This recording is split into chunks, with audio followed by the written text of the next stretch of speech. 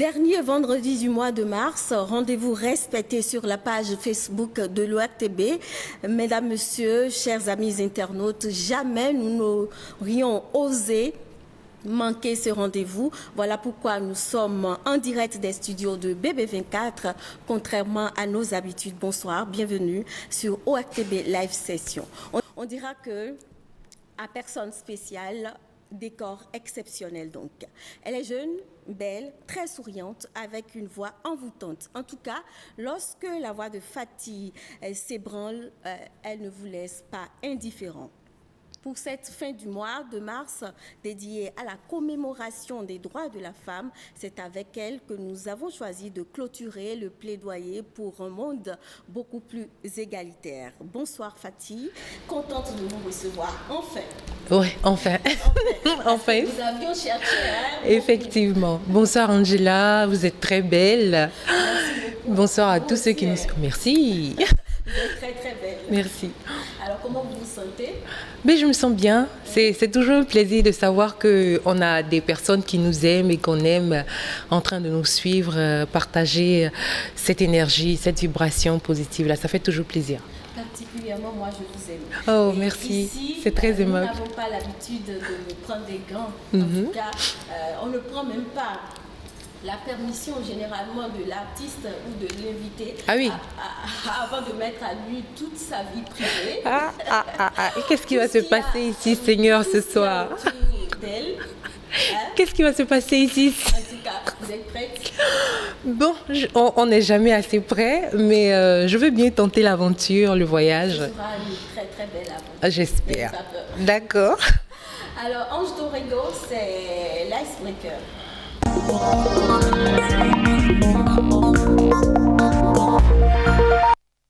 Alors, je vais vous surprendre, mais généralement, quand j'entends parler de Fatih, lorsque j'entends Fatih, je pense souvent à cet ouvrage-là qui a bercé, moi, mon enfance. Ouais. Vous vous rappelez, il y avait un livre de la collection IPAM que nous avions pris l'habitude de lire. Il y avait Rémi et Fatih. Là, je sais que je ne suis pas en face de la Fatih de Rémi. C'est clair. Et je voudrais savoir, c'est qui Fatih? Celle que j'ai en face de moi. Moi, à l'état civil, on m'appelle Fatima Kouchekeho. Mon prénom, c'est Fatima. Et c'est pour faire court, voilà, et plutôt beau, que j'ai décidé de me faire appeler Fatih. Et c'est vrai que dans mon parcours en tant que choriste, les musiciens, en tout cas mes collègues, mes frères et sœurs m'appelaient Fatih. C'est comme ça que c'est resté. J'ai voulu juste garder le prénom. Et quand vous étiez petite, est-ce que c'était pas un diminutif? Non, quand j'étais petite, on m'appelait plutôt Fatou. Ah, d'accord. C'était du côté de la Côte d'Ivoire à San Pedro. Au quartier, on m'appelait Fatou. Et au lycée, on m'appelait Fatim plutôt. D'accord. Donc c'est quand je suis arrivée au Bénin que Fatih est venue spontanément. Ouais. Alors qu'est-ce que vous gardez de votre enfance? J'ai compris que vous l'avez passé en fait en Côte d'Ivoire. En Côte d'Ivoire, ouais. Qu'est-ce que vous gardez de cette enfance-là? C'est une enfance très très très très joyeuse. Là, je me souviens de Monique, de Aïcha, de Yvonne, de Amandine. C'est des amis d'enfance. Qui sont ces personnes-là? Ce sont des personnes, je veux dire, des Béninoises ou Non, en Côte d'Ivoire, c'est comme un carrefour où des peuples venant de partout se retrouvent. D'accord. Là, je cite des Burkinabés, des Ivoiriens, des Maliennes. Et voilà, c'était une enfance, je vais dire, très joyeuse. Je m'amusais beaucoup, je me battais beaucoup. J'étais très palabreuse. Quand j'étais petite. Est-ce que vous aviez la force pour vous? Non, D'accord. Je me battais beaucoup. Et avec vos frères et sœurs? Oh, c'était plutôt difficile parce que moi, j'étais. Combien? Moi, j'ai un grand frère et j'ai une grande sœur, 2 petites sœurs. Donc, non, nous sommes une famille de 5. D'accord. De 5. Moi, je suis la 3e. Je suis la 3e et avec mes sœurs, avec mon grand frère, c'était parfait. C'est toujours bien d'ailleurs, mais avec mes sœurs, moi j'étais la palabreuse, la paresseuse de la maison. On m'insultait tout le temps, ma grande sœur me tapait tout le temps. Mais c'était plutôt bien, je garde de très beaux souvenirs. Qu'est-ce que vous gardez de vos études primaires, secondaires et puis plus tard peut-être les études universitaires? Là, je viens de parler de mon enfance. C'était bien. J'ai connu des instituteurs assez cléments. À l'école, j'étais plutôt calme parce que je n'aimais pas me faire taper. Mais à la maison, c'était une autre personne. Au lycée, j'avais des amis gentils. C'était un mélange, hein. C'est une expérience à volo qui passe dans tous les sens.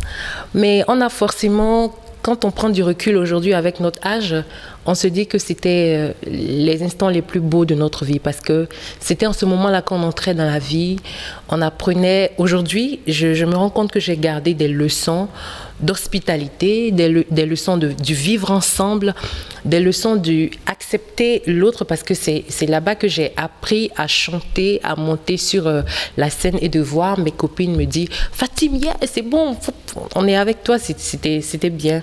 À l'université, moi je veux comprendre quelles études, quelles études Fatia a oui, à l'école, au lycée, il faut dire que moi j'ai eu mon enfant très jeune.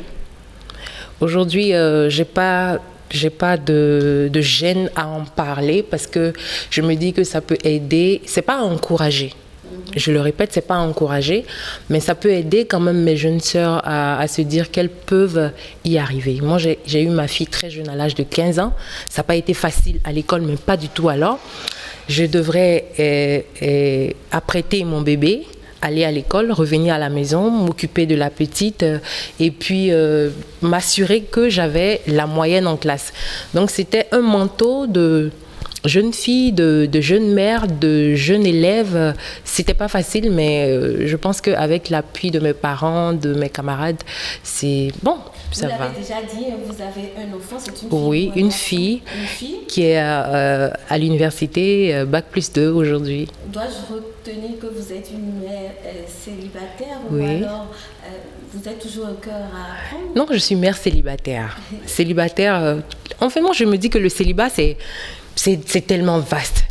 Même être en couple sans être marié, soit traditionnellement ou à la mairie, on est toujours célibataire. Donc moi, je suis célibataire. D'accord. Mais plus un cœur à prendre. Vous n'êtes plus un cœur à prendre? Non. Donc ça veut dire qu'il y a quelqu'un qui a pu maîtriser le cœur de Fatih? Il y a trop de questions par ici. mais qu'est-ce qui vous attache chez un homme? Ce sera ma dernière question privée. Ah ouais? D'accord, heureusement. Qu'est-ce que vous aimez? Je peux pas parler des hommes en général. Je ne peux que parler de l'homme qui partage mon quotidien. Ce que je garde de lui, ce que j'apprécie de lui, c'est sa capacité à ne pas avoir peur de m'aimer.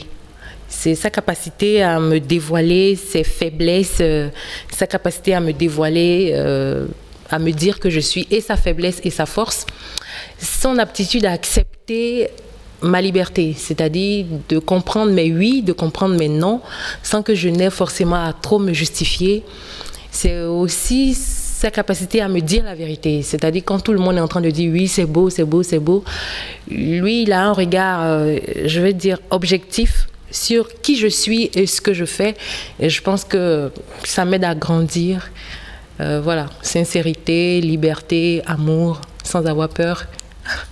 D'accord, je crois que vous étiez un cœur à prendre et je voudrais tout dévoiler pour que les internautes s'apprêtent. Non, je suis célibataire, mais plus un cœur à prendre. D'accord. Alors parlons maintenant de votre métier. Lorsque vous choisissez de faire carrière dans la musique, vous l'avez pensé depuis votre enfance ou c'est venu comme ça? Puisque tout à l'heure vous avez dit que vous avez dû arrêter peut-être les études à cause de... avec votre fille. J'ai pas arrêté mes études. Non, j'ai pas arrêté mes études. Comment vous choisissez de devenir artiste? C'est vrai que depuis enfant, c'était pas comment je dis, c'était pas gagné d'avance. C'est pas un programme que j'ai fait pour devenir artiste. Moi, quand j'étais au collège, quand j'étais à l'université, mes camarades me voyaient comme une journaliste, me voyaient comme moi, je voulais bien devenir avocate. Mais après, à l'université, il faut avouer que loin de mes parents, loin de ma famille, loin de mes amis, j'ai développé une sorte d'introversion. Je suis devenue une personne introvertie, repliée sur moi-même, et je ne m'exprimais qu'en chanson. Je ne disais mes joies et mes peines qu'en chanson. Je pouvais écouter une chanson qui parle de ce que je ressens actuellement. Et comme avec mon accent ivoirien dans le temps, j'avais du mal à m'intégrer dans la société béninoise qui était toute nouvelle pour moi. Donc, je ne pouvais le faire qu'à travers la chanson. Et en intégrant des chorales et à l'église et à l'université, je veux parler de l'UACE, des casseurs et tout, ça m'a permis de m'exprimer. Et c'est le seul chemin pour moi. À l'université, qu'est-ce que vous avez fait? J'ai fait la didactique des langues comme matière à l'université. Mais il faut dire qu'après, moi, j'ai déposé mon tablier de didacticienne et voilà, il fallait que je m'épanouisse, il fallait que je me rapproche des autres. Comment est-ce que vous atterrissez en Côte d'Ivoire, en fait? Moi, je suis née là-bas, c'est à mes parents que je dois ça. Mes parents ont quitté Avrancourt pour aller en Côte d'Ivoire, comme après, les gens le disent. Ils vous ont laissé en Côte d'Ivoire? Oui, eux, ils sont restés en Côte d'Ivoire après le bac. Je devais faire les études ici parce qu'on ne voulait pas que je fasse l'université en Côte d'Ivoire. Donc, je suis rentrée ici seule. C'était pas facile, c'était pas évident. Moi, je comprenais pas vraiment une autre langue à part ma langue maternelle. Avec mon accent, on me traitait d'enfant rebelle. C'est-à-dire, quand tu viens de la Côte d'Ivoire dans le temps, c'est toi l'enfant le plus rebelle et tout. Donc, c'était pas facile. Donc, je pouvais dire ce que je pense indirectement par la chanson. Indirectement ou directement par la chanson. Voilà, à l'église et tout. Donc, voilà. Donc, la chanson, c'est quelque peu un exutoire pour vous. Exactement. C'est pour dire ce que vous pensez. Exactement. Le moment où vous parlez à cœur ouvert maintenant de vos rêves, de votre carrière, de vos inspirations est arrivé. Le moment de vérité, c'est juste après cette douceur musicale.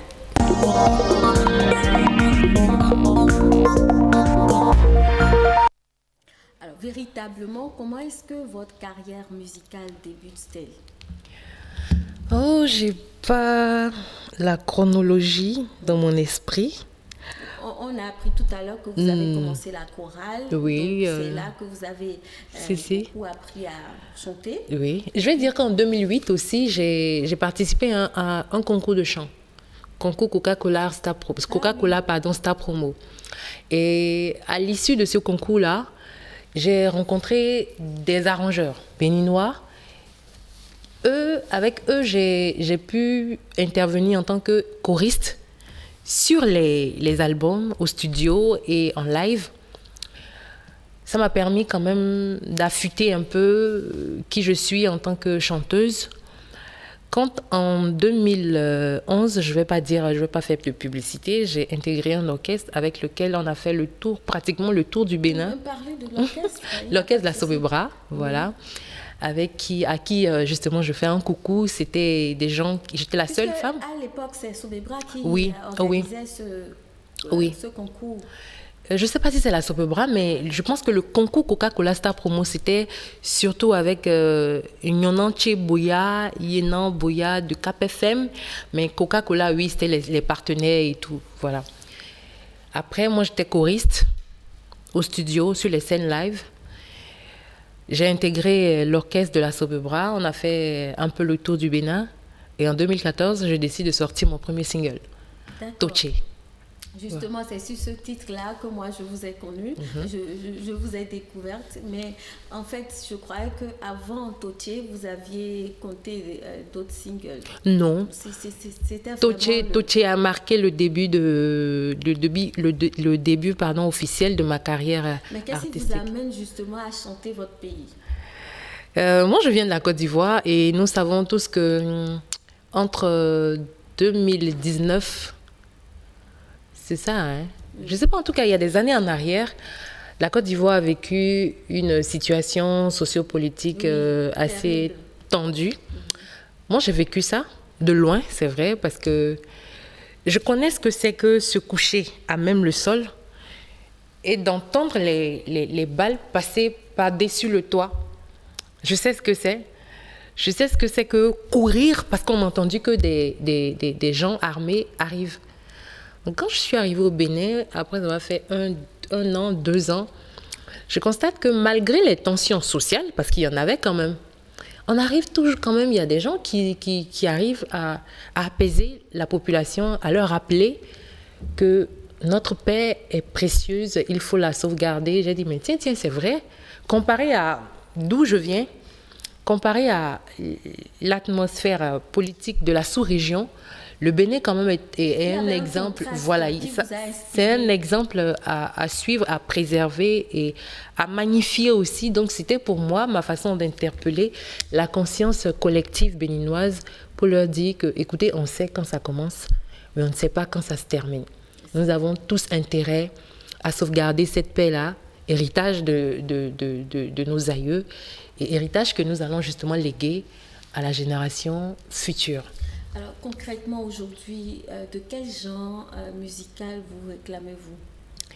Alors, il y a 2 ans, avant de signer avec ma maison de production, je faisais de l'afro-rock. Mais aujourd'hui, avec l'urbanisation de la musique, je vais dire ça, la musique urbaine, on a décidé d'ouvrir, de faire une sorte de parenthèse. Et aujourd'hui, je fais de l'afrobeat. N'empêche, je continue de mettre ma touche qui est afro-rock dans tout ce que je fais. Afro-rock, vous savez, moi, j'ai envie de mieux comprendre. Oui, quand vous prenez par exemple Toche, oui. Sur mon album que je vais vous offrir tout à l'heure, c'est... il y a Lala, il y a Vidou Togo. Oui. Moi, je suis calme, c'est vrai. Mais pour dire des choses qui me tiennent à cœur, des choses que j'ai vécues, des choses que j'ai subies, je le dis avec rage, avec force. Donc... Et d'ailleurs, votre voix, je l'ai dit tout à l'heure, ça ne laisse pas indifférent. Dès que vous venez là, vous partez là. Donc voilà, ça part du rock. Et quand je dis afro, c'est d'abord le chanter dans ma langue. Le fait de faire intervenir des percussions béninoises dans ce que je fais. Et afrobeat, parce qu'aujourd'hui, il y a les DJ, les beatmakers qui nous font chanter sur des instrumentaux. Et puis voilà, on apporte notre touche. Et puis pour ne pas... C'est de l'afrobeat que vous avez choisi de faire maintenant. Je crois que de temps en temps, il se pourrait qu'on voit encore de l'afro-rock. Voilà. Alors, mais tout à l'heure, vous avez dit que véritablement, c'est le contraste que vous avez vécu entre la Côte d'Ivoire qui était instable et le Bénin qui, en tout cas, malgré les difficultés, les inégalités, préservait sa paix. Ouais. Vous avez pu chanter Tochi, la beauté de votre pays. Mon pays. Voilà. Mais après, on vous a vu chanter la femme, l'amour. Qu'est-ce qui finalement vous inspire? Est-ce que c'est des choses qui partent de vous-même? Oui, je vais dire que la plupart de mes compositions parlent à 75% de mes histoires personnelles, de mes expériences personnelles. Pour une jeune femme de mon âge, il y a forcément que j'ai été amoureuse, très amoureuse. J'ai vécu quelque chose que je souhaite vivement à tout le monde, hommes et femmes. Un truc très beau qui m'a permis d'effacer un tout petit peu l'idée que je me faisais de l'amour. Quoique rien n'est parfait, rien ne soit parfait. J'ai vécu un truc beau. Ça m'a permis de composer My Happiness. Voilà.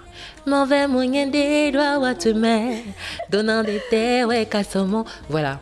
Donc après My Happiness, j'ai chanté Mpenzi, qui est une sorte de continuité de My Happiness, pour demander aux partenaires dans le couple de ne pas vraiment s'attarder sur les défauts du conjoint. On en a tous. Il y a un penseur qui a dit que quand on aime, les défauts sont petits. On ne voit même pas les défauts. Donc, autant magnifier les qualités de la personne. Ça ne veut pas dire qu'on doit fermer bêtement les yeux sur les défauts de la personne, mais c'est accepter l'autre et lui laisser.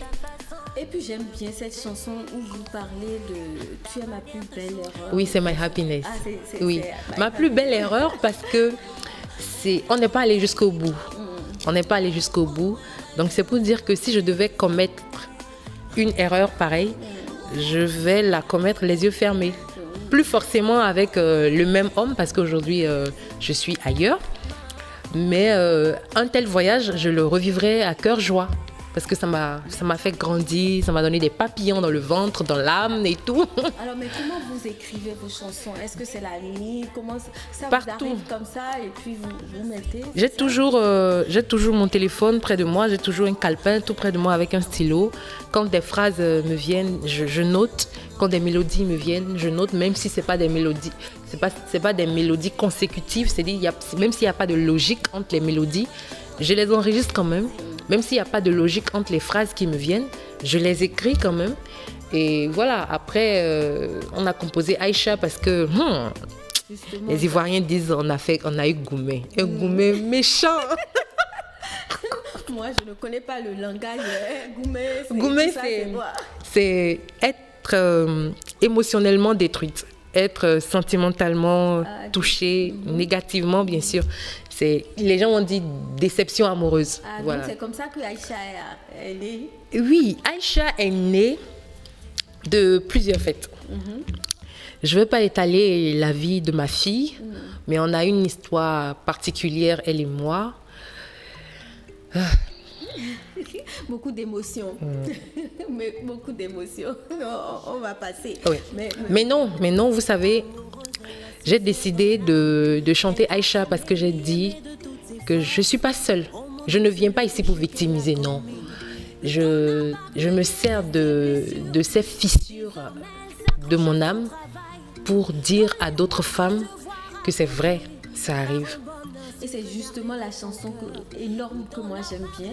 Et c'est même à cause de ça que moi je vous ai invité pour ce mois de mars. Parce que je vois qu'à travers cette chanson, vous donnez de la force à toutes ces femmes qui se sont agenouillées une fois dans leur vie. Oui. Aïcha, c'est la veuve. Aïcha, c'est la mère célibataire. Aïcha, c'est même la femme au foyer. Aïcha, c'est la jeune fille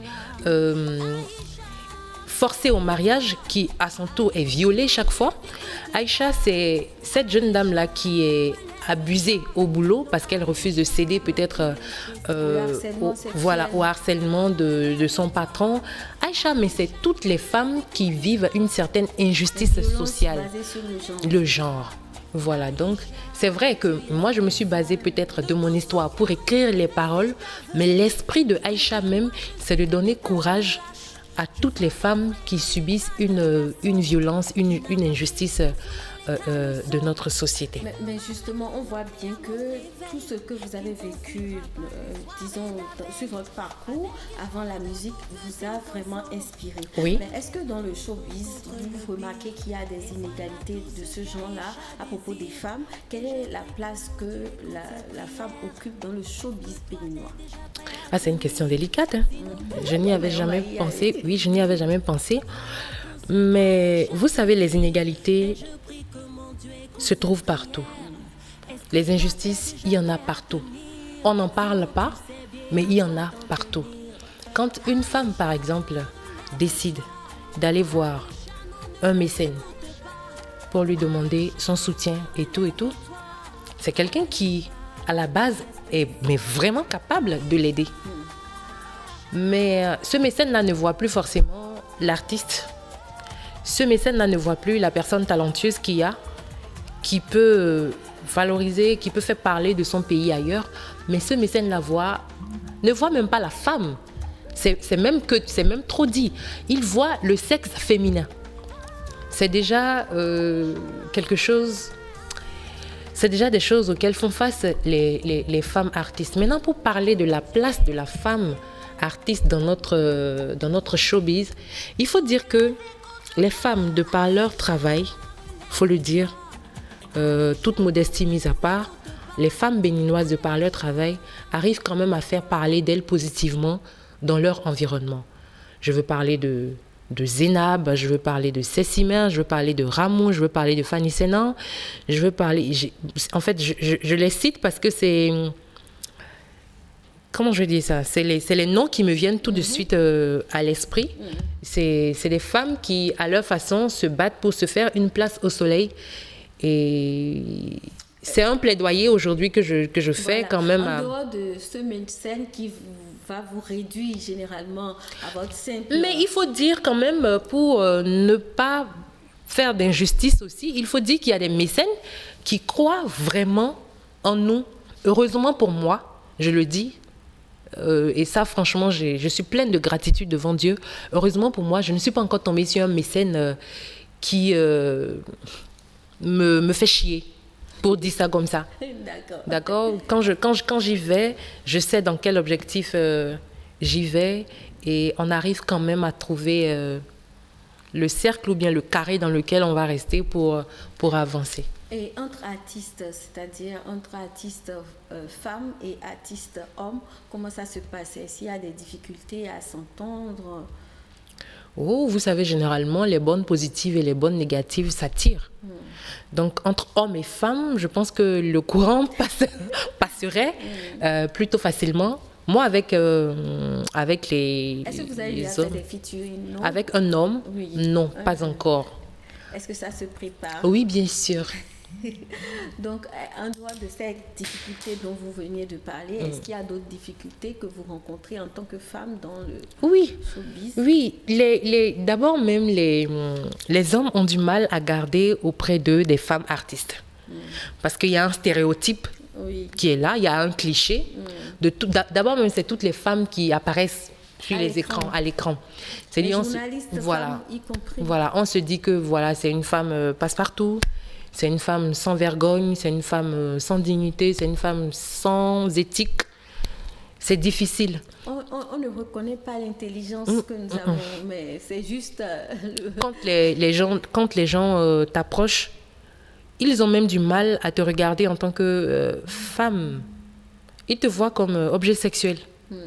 Donc, il faut du temps et vraiment beaucoup de patience. Et pour l'artiste que je suis, et pour l'homme même, pour que moi, je fasse découvrir qui je suis, à part la scène, et que lui, il ait le temps d'apprécier peut-être, ah, d'accord, c'est vrai, elle tient le micro, mais derrière, il y a un être humain. Il y a un être humain. Et je pense que c'est à cet exercice-là que les gens devraient s'atteler. On a une vie derrière les écrans, on a une vie après tout ce qu'on affiche sur les réseaux sociaux, et on voudrait quand même que les gens... Quand on n'a pas la chance en fait de tomber sur l'homme qui prend le temps de vous connaître, c'est absolument difficile. Ça part dans tous les sens. Ça part dans tous les sens. Une seule photo vous fait parler des jours et des jours. Vous savez de quoi je parle, Angela? Une seule photo, une seule phrase. Dites à quelqu'un de façon très aimable, de façon, je ne sais pas, très désintéressée. Dites à quelqu'un... demande d'explications. Bonjour, les explications. Et c'est pas évident, c'est pas facile. Est-ce que vous le dites si bien dans votre chanson, hein, Aïcha, relève-toi. Oui. Est-ce que vous avez un mot d'exhortation à toutes ces femmes qui nous regardent en ce moment et qui ont des difficultés? Vous l'avez dit si bien. Aïcha, relève-toi. Aïcha, c'est un prénom, c'est juste un symbole de la femme forte. N'allez pas chercher loin. La femme forte, c'est celle-là qui, malgré toutes ses larmes, se réveille et garde le sourire. C'est cette femme-là qui, malgré tous les défis auxquels elle fait face, elle décide de se battre pour son bonheur, pour le bonheur de ses enfants, pour le bonheur de sa famille, pour le bonheur de son travail, de tout ce qui l'entoure en fait. Donc femme, quel que soit ce que tu vis, quel que soit le gros trou béant qu'il y a en face de toi, il faut te dire que tu peux y arriver. Si tu passes par cette étape, c'est parce que la vie sait qu'il y a une leçon à tirer de là. Donc, assieds-toi et tire la leçon et avance. Sois un leader dans tout ce que tu fais. Pas leader pour paraître, non, mais leader pour impacter, mais profondément, la génération qu'il y a autour de toi. Alors, évidemment que vous le faites déjà, hein, vous êtes un exemple avec tout ce que vous avez vécu, avoir un enfant à 15 ans, reprendre ses études et puis arriver là où vous êtes vraiment un exemple. Et est-ce que pour plus tard, vous pensez continuer avec la musique et vous accomplir réellement en tant que femme? Ben, moi, je pense que je m'accomplis déjà. Avec toutes les difficultés, déjà, un homme qui vous demande à tout bout de champ des explications Bon, j'ai pas dit que c'est ce que je suis forcément en train de vivre maintenant. Oui. Je dis que c'est les difficultés auxquelles sont confrontées la plupart des femmes qui sont devant les caméras et tout et tout. Mais mon environnement sait qu'on ne peut plus me détacher de ma musique. On me prend avec ma musique parce que c'est même le moyen par lequel j'arrive à donner de l'amour. Donc, celui qui va partager ma vie saura que si je dois garder Fatima, pas Fati c'est l'artiste, mais saura que si je dois garder Fatima auprès de moi, c'est l'accompagner dans son désir de chanter pour apporter la paix et l'amour au monde. C'est ma seule façon pour moi d'être épanouie. Alors, chers amis internautes, vous êtes nombreux à nous suivre. Je vois ici qu'il y a beaucoup de personnes qui nous écrivent. Merci beaucoup. Et Fati, je reviens à vous pour vous demander comment est-ce que vous voyez l'avenir. L'avenir du secteur musical au Bénin. Votre avenir. Mon avenir. Dans la musique, est-ce que vous avez des choses qui se préparent dans votre cuisine pour nous? Je veux savoir. C'est clair. Aujourd'hui, nous sommes à la cuisine, au studio, en train de faire des choses, en train de refaire des choses. On espère que notre public va continuer de nous accompagner, d'aimer ce que nous faisons. On prend le temps parce qu'on a envie de donner le meilleur de nous-mêmes aux autres. Maintenant, pour ce qui est de mon avenir musical et l'avenir de la musique au Bénin, parce que je tiens quand même à en parler, mon avenir musical, je me gave de beaucoup d'espoir. L'espoir fait vivre. Il y a beaucoup de talent au Bénin, mais beaucoup de talent au Bénin. Je vais me battre pour me faire ma place au soleil. Je vais me battre pas pour être forcément la meilleure, pas pour être forcément premier ou première, mais pour continuer d'être qui je suis pour ceux qui ont cru en moi. Pour ce qui est de l'avenir de la musique au Bénin, je continue de faire un plaidoyer. Le succès de la musique d'un pays, le succès de la culture d'un pays est part de la volonté politique de ce pays. C'est vrai qu'il y a des choses qui se font, mais aujourd'hui, je voudrais lancer un plaidoyer à tous ceux qui ont à charge notre musique, le catalogue de la musique et de la culture béninoise, que les artistes, à tous égards, ont davantage besoin de vous. Que vous vous leviez, que vous continuiez de mettre davantage de moyens à notre disposition pour que nous puissions faire parler de notre musique à l'extérieur. Mais avant de vous laisser partir, moi je veux quand même la primeur de ce qui va venir. Ah, ça va venir? Est-ce que le manager me donne juste un petit son avant qu'on aille vers les internautes? Ben, je vais juste chanter le refrain. Oui. C'est une chanson que mon feu père fredonnait au cours de cette dispute avec ma maman. Donc ça disait, mais on va chanter ensemble, hein? Moi, je ne sais pas chanter. On va essayer. Ça va être grave. Non. On va essayer. Ce sera fun. On va juste essayer. Pardon. Si vous me demandez de danser, je vais danser. Non, mais il n'y a pas de tam-tam ici. C'est pas bon. Comment on va faire maintenant? Bon, le refrain, c'est... Vous allez juste dire... Mi baden son ami. Non, il faut juste essayer. Ça fait mi baden son ami. Je vais appeler Vincent. Ça, c'est la meilleure. Il est à côté. Est-ce que Vincent est là? Vincent est là? Venez chanter avec nous. Vincent, venez chanter avec nous. Venez chanter avec nous. Le refrain, il est tout simple. C'est mi baden son ami. C'est comme... Voilà, c'est tout. Mi baden son ami. C'est un gong. Un gars de savait. Bah, on va essayer. Oui, c'est tout simple. Mi baden son ami bo, mi baden son ami. Mi baden son ami bo, mi baden son ami bo. Mi baden son ami bo, mi baden son ami. Adome ofa, mi baden son ami. Voilà. Mais bravo. Et c'est avec cette note musicale qu'on va rejoindre les internautes qui sont nombreux sur la page Facebook de l'ORTB. C'est tout de suite.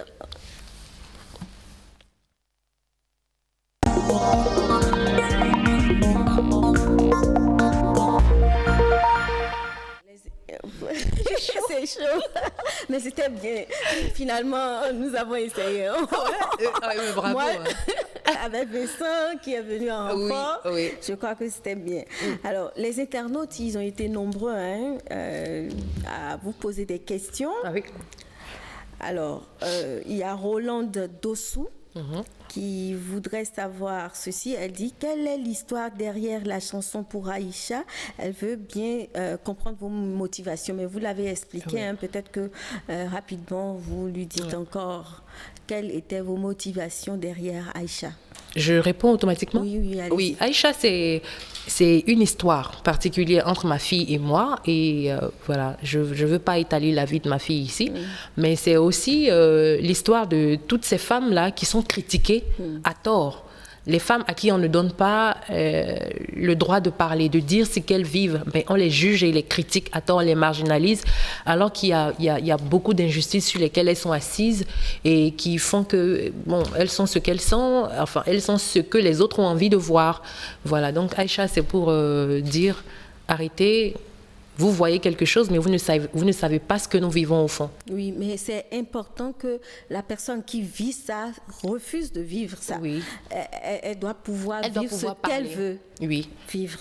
C'est important. Alors, il y a Pierre plutôt Atchénégan. Oui. Pardon si j'écorche. Excusez-moi, j'ai très chaud.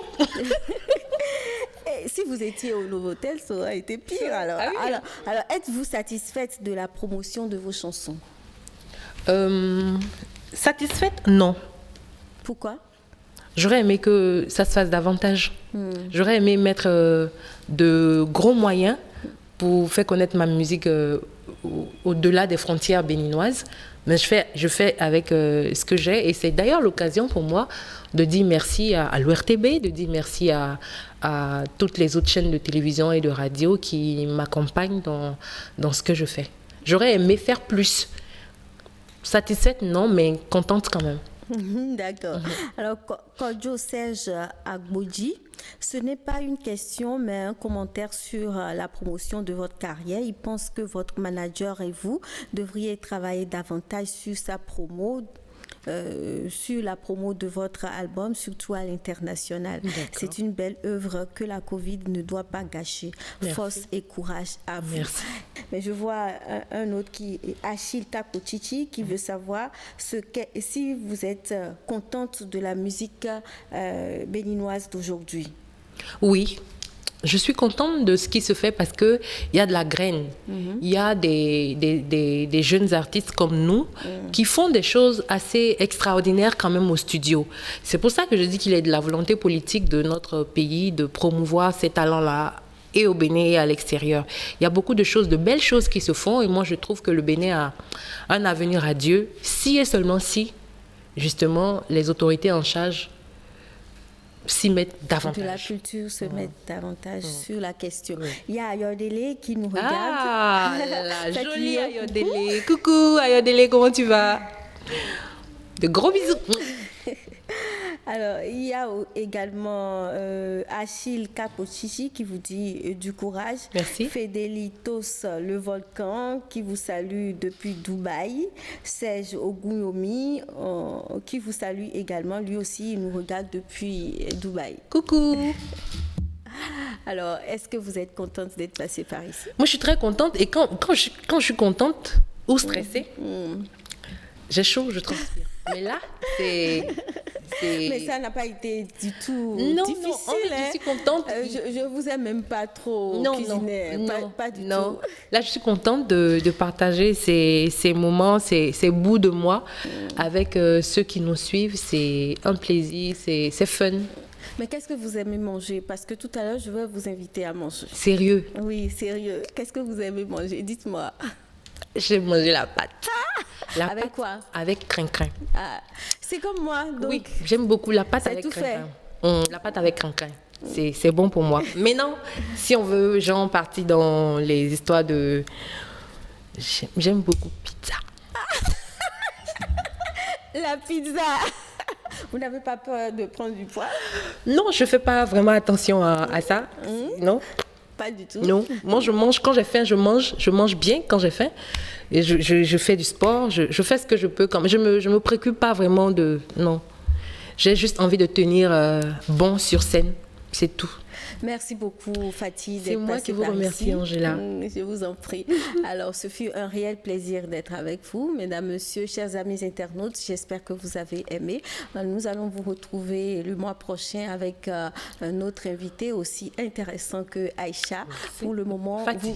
Je dis Fatih plutôt. C'est comme mon manager qui m'appelle tout le temps J'adore Aïcha. Toutes mes excuses. J'adore Aïcha. Non, il n'y a pas d'excuses qui tiennent. C'est bon, ça va. Alors, vous retrouverez cette émission justement en nouvelle diffusion sur la 2, donc BB24 dès demain à partir de 16h. Merci et à très bientôt. Au revoir.